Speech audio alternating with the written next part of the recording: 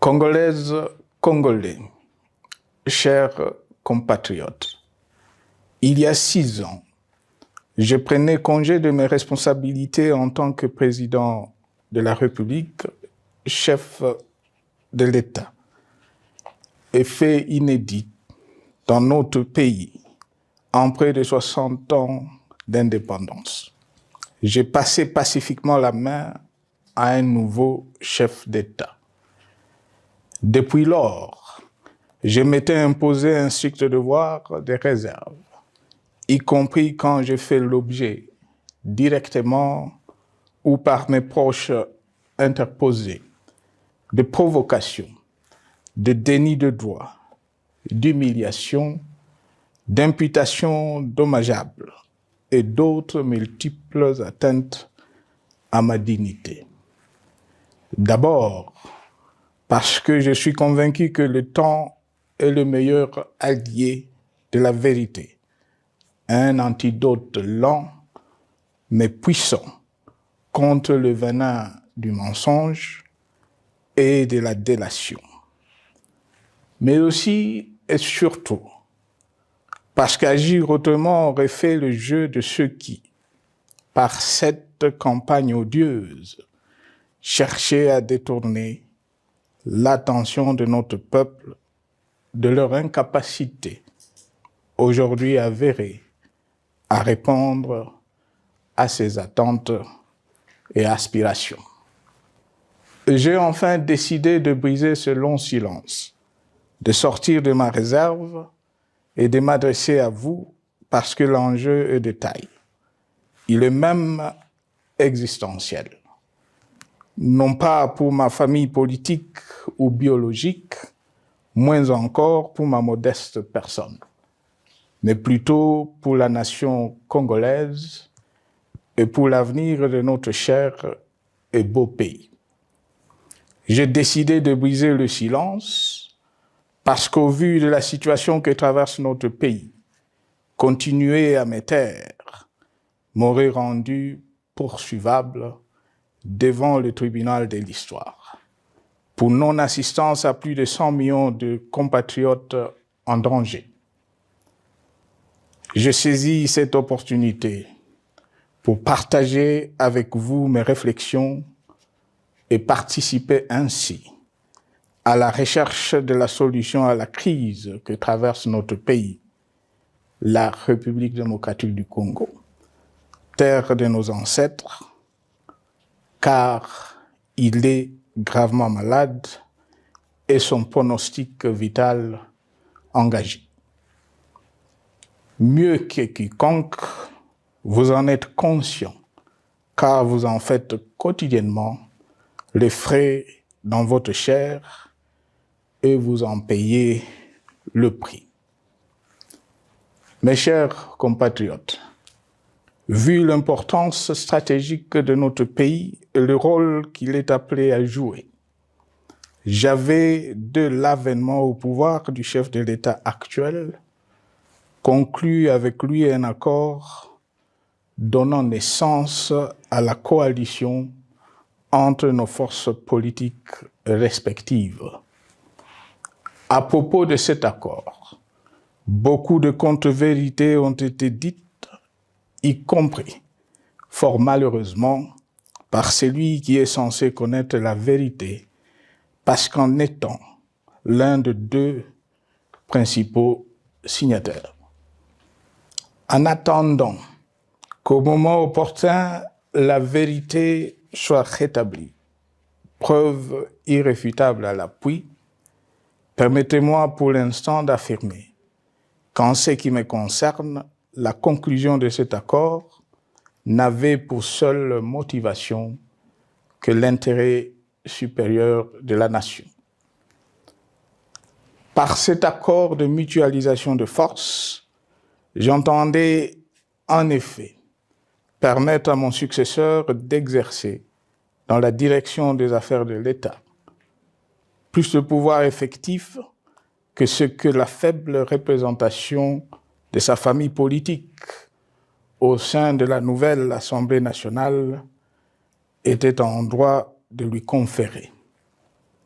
Je voulais par ailleurs faciliter le fonctionnement harmonieux des institutions et éviter à la nation, comme à notre jeune démocratie, d'éventuelles crises politiques qui leur auraient été fatales.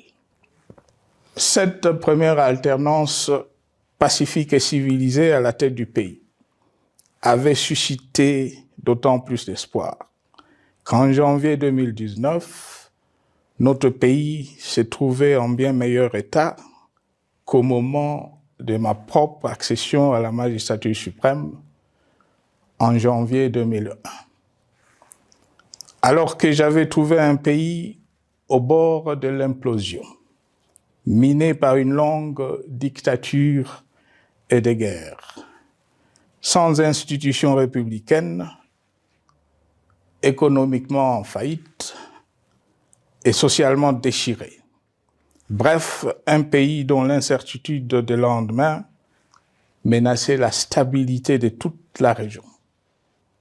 Le 24 janvier 2019, j'avais en effet légué un bien meilleur héritage à mon successeur, à savoir un pays réunifié, largement pacifié et dont les limites territoriales correspondaient exactement à celles qu'elles étaient au 30 juin 1960. Une nation reconstituée, réconciliée et fière de sa diversité. Un État doté d'une constitution progressiste et des institutions fonctionnant harmonieusement. Une économie dynamique et résiliente et débarrassée du fardeau de la dette hérité de régimes antérieurs, du fait de multiples réformes structurelles engagées. Une armée nationale républicaine de plus en plus professionnelle et capable de relever le défi de la défense de l'intégrité du territoire national. Une démocratie en constante consolidation, avec notamment l'organisation sur fonds propres d'un troisième cycle électoral. Le cœur serré, je constate qu'à peine 6 ans après, ce bel héritage en indivision, légué à l'ensemble de notre peuple, a été complètement dilapidé par celui qui en avait reçu la garde. Que notre pays offre un spectacle de plus désolant et qu'il suscite d'autant plus de désespoir au sein de notre peuple et de pitié et de moquerie à travers le monde, que l'inconscience de ses dirigeants ne permet aucun espoir de redressement. Cette détérioration rapide de la situation générale du pays est principalement due à l'iverse du pouvoir sans limite.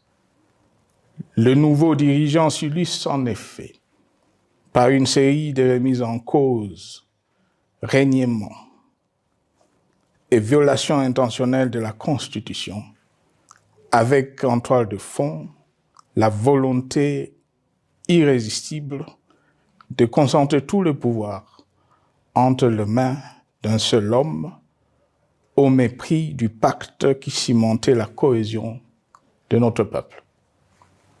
Le premier acte de remise en question de ce pacte républicain, véritable socle de stabilité et de cohésion nationale, a consisté à violer délibérément la Constitution et les lois pertinentes lors du premier remaniement de la Cour constitutionnelle par le président de la République. La violation de ce texte juridique, fondement de tout état de droit, pour de simples raisons de confort politique est devenue, depuis lors, une marque distinctive de la gouvernance de notre pays. Dans le même esprit, en décembre 2020, il fut organisé un coup d'État institutionnel à la suite du renversement en pleine mandature d'une majorité parlementaire, pourtant dévolue par le peuple souverain, ainsi que le gouvernement qui en était issu. S'en sont ainsi suivis la nomination illégale de membres de la Commission électorale nationale indépendante, ainsi que le simulacre des élections de décembre 2023, organisées en violation du cadre juridique et de normes internationales pertinentes, qui, par une ampleur sans précédent de la fraude, ont amplifié l'illégitimité des institutions et de leurs animateurs. Le coup de grâce a été donné par l'annonce du projet de changement de la Constitution, un projet dont la réalisation liquiderait totalement le consensus national de Sun City. Les conséquences négatives de cette gouvernance non orthodoxe sont pour le moins stupéfiantes. Le pays est ainsi devenu un espace de non-droit.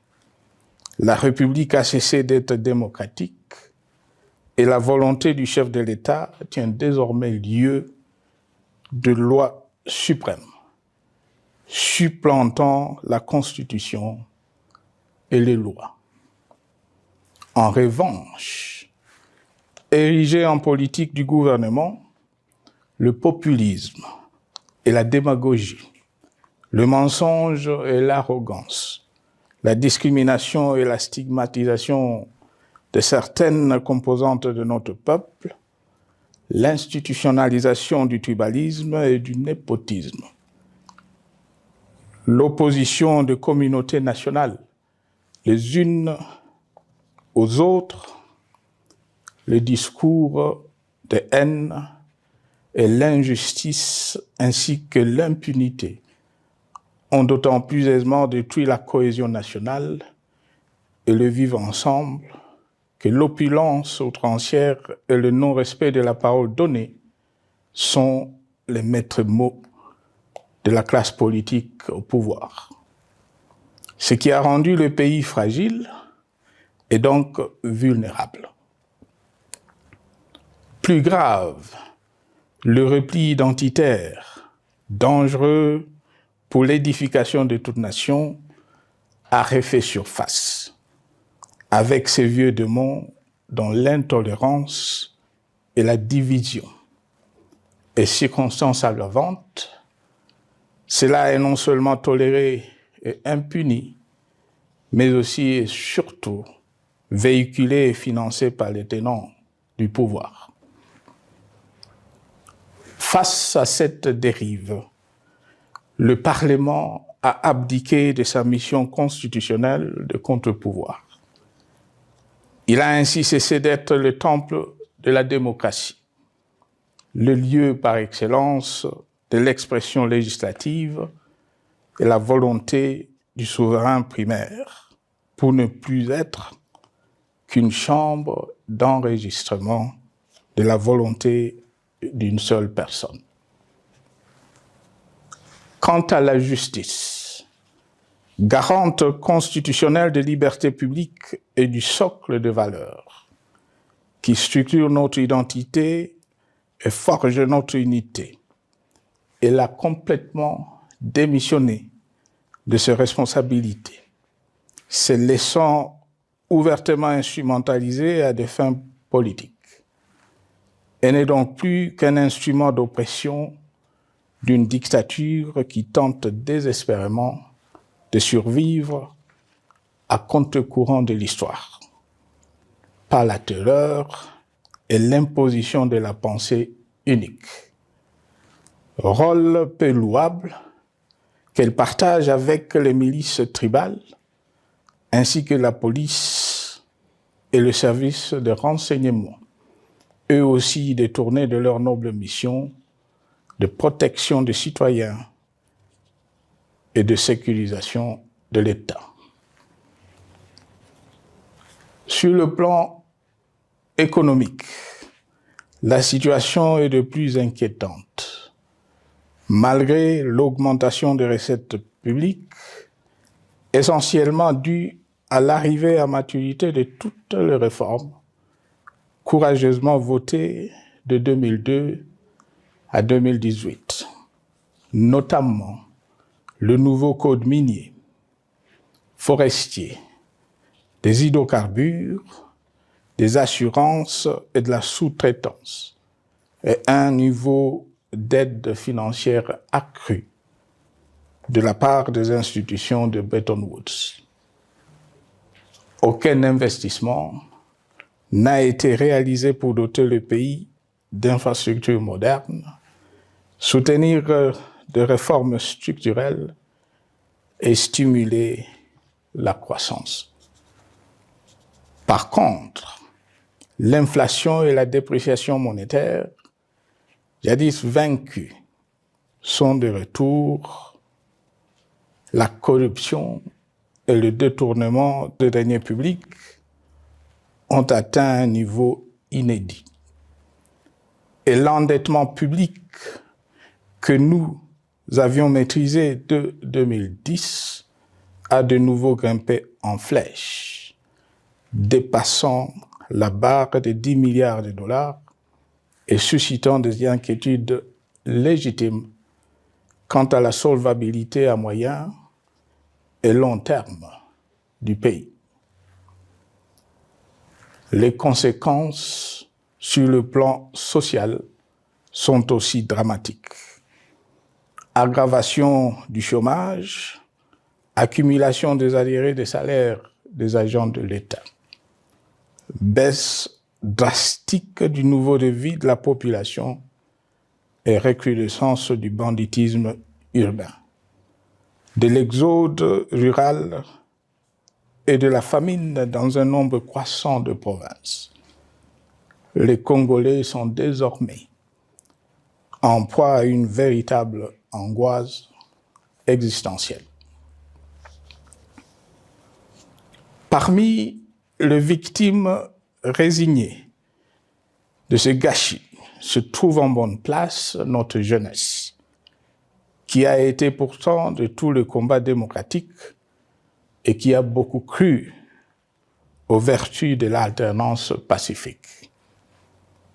Aujourd'hui, sans repère ni perspective sérieuse du lendemain, ils se sont abandonnés, laissés à la merci des entrepreneurs de conflits et de vendeurs d'illusions de tous bords. Rien de ce qui lui a été promis depuis 6 ans n'a été réalisé.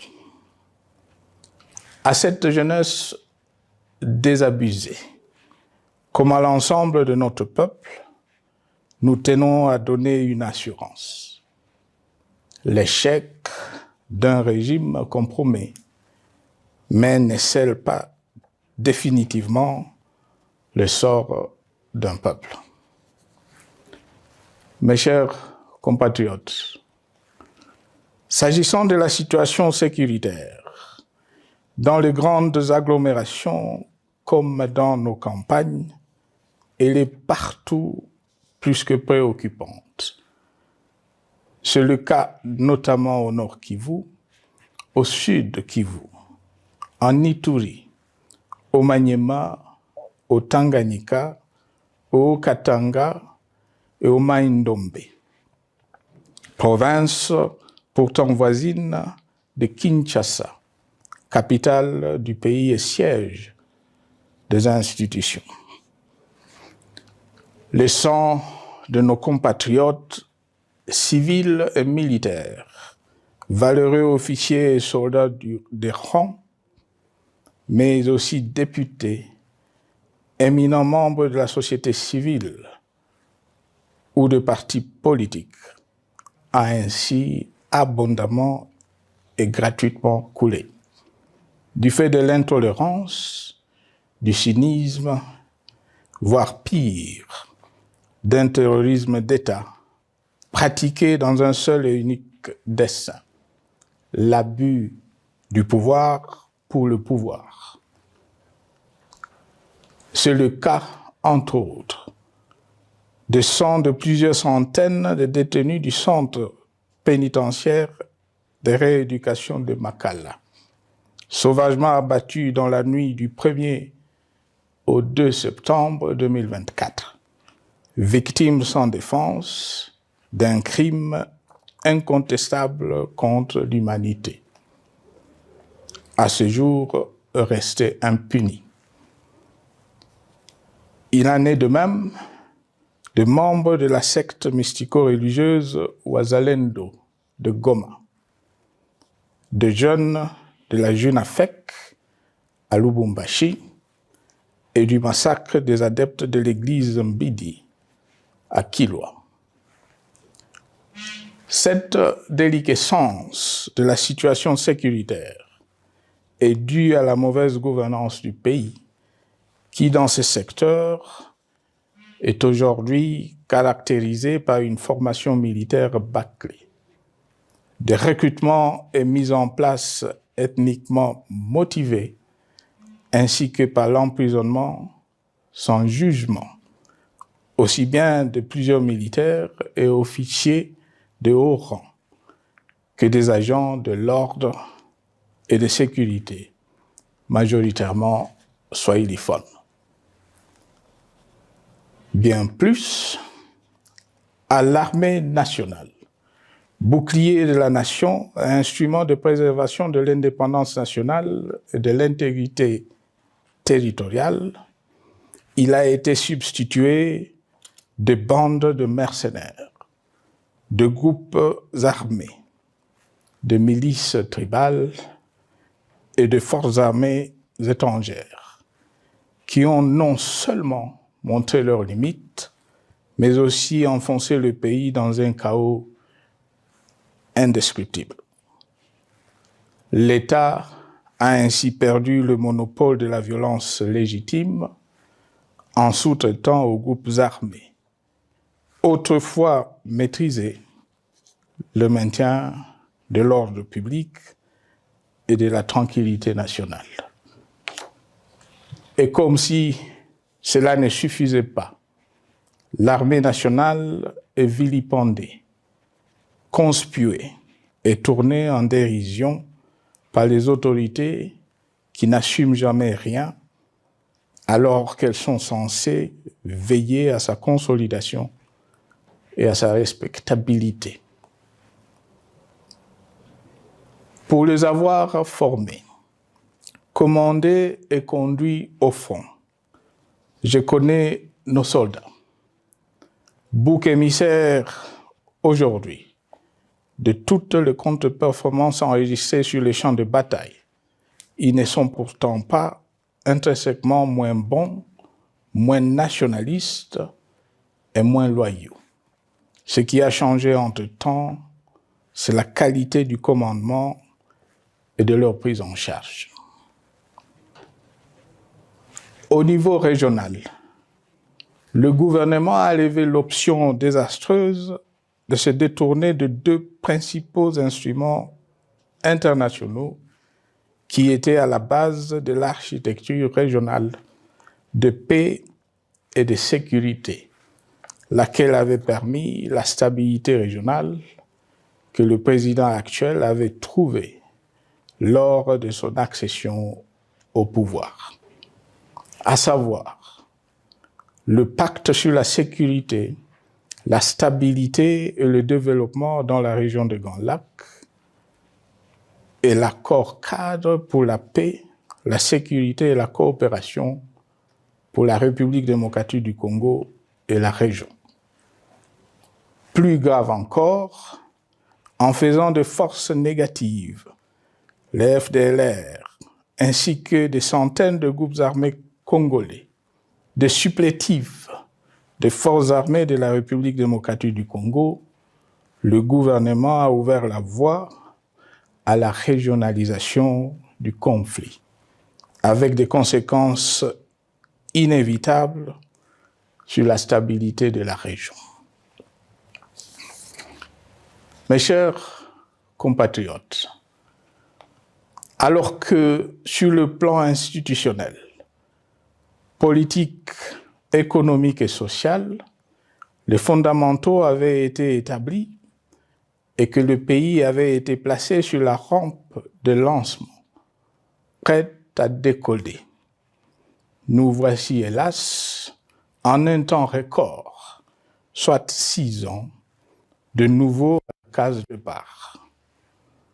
Seul d'un État failli, divisé, désintégré, au bord de l'implosion, inscrit en bonne place au palmarès de pays pauvres, le plus corrompu et très endetté.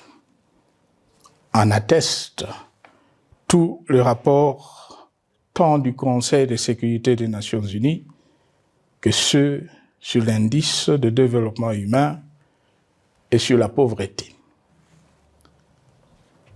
La crise qui déchire notre pays est donc profonde et multidimensionnelle.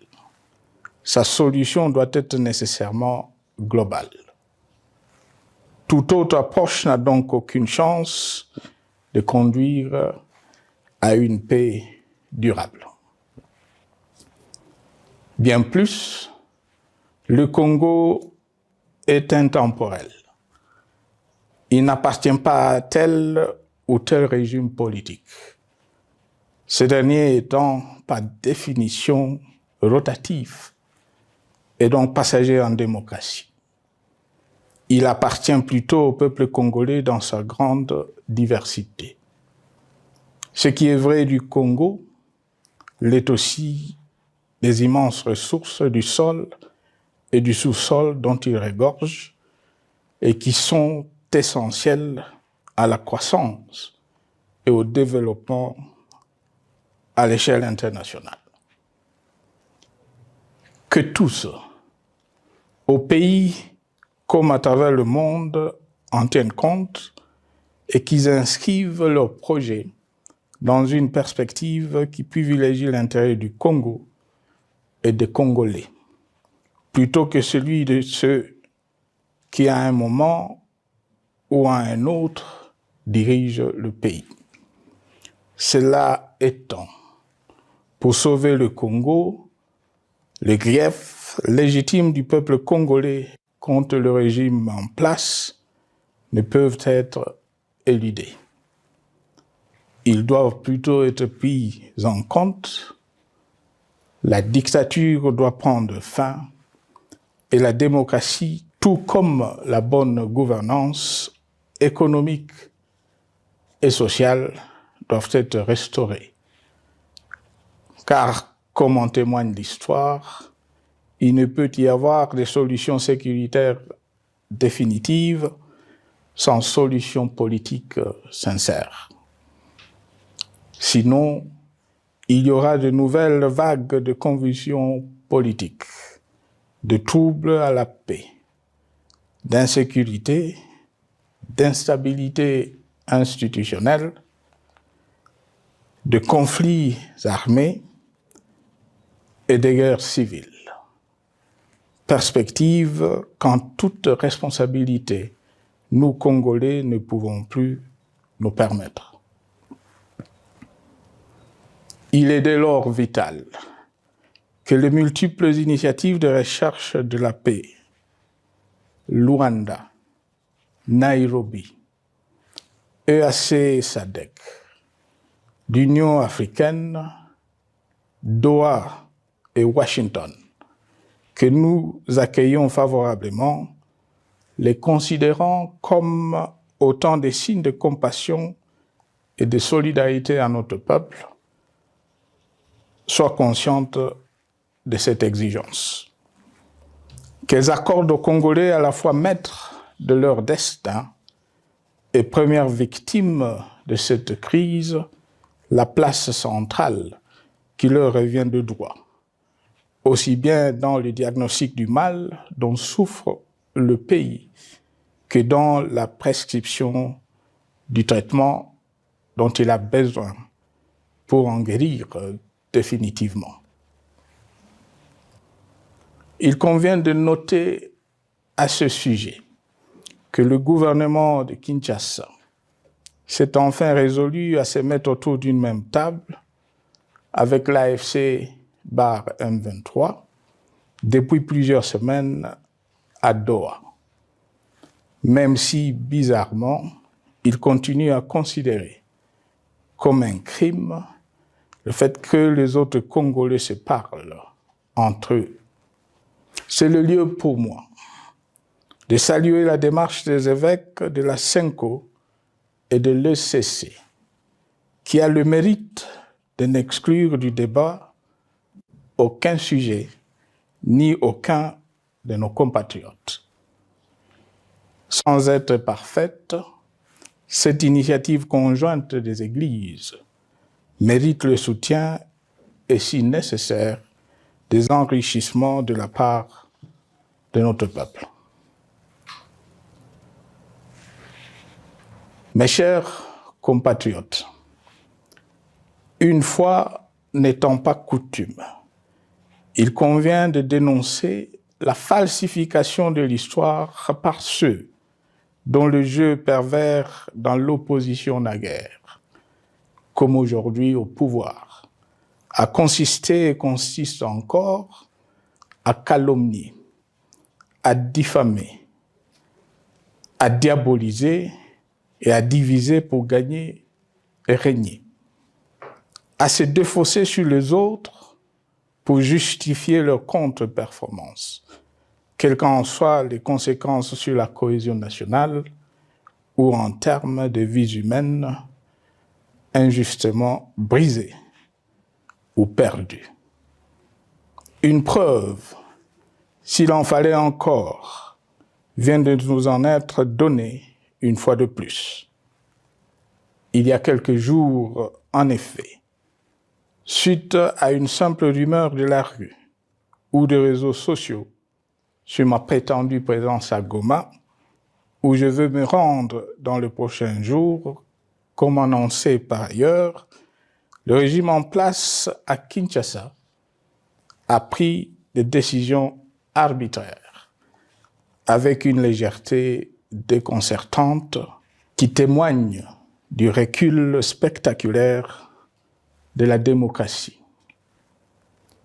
Mieux que quiconque, vous savez que pour moi, le Congo est la priorité absolue, que sa souveraineté et son intégrité territoriale ne sont pas négociables, que mon engagement pour la démocratie, la cohésion nationale, la paix et la stabilité n'est pas un slogan creux, et que le respect de la Constitution et des lois du pays, autant que celui de la parole donnée, sont sacrés.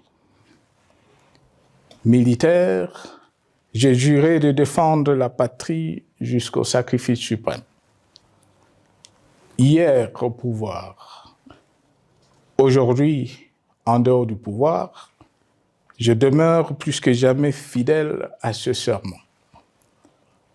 En ce moment où le pays est de nouveau divisé, appelé par le destin, j'ai le devoir d'œuvrer à la recherche de la paix et de contribuer à la reconstruction de notre pays qui se meurt.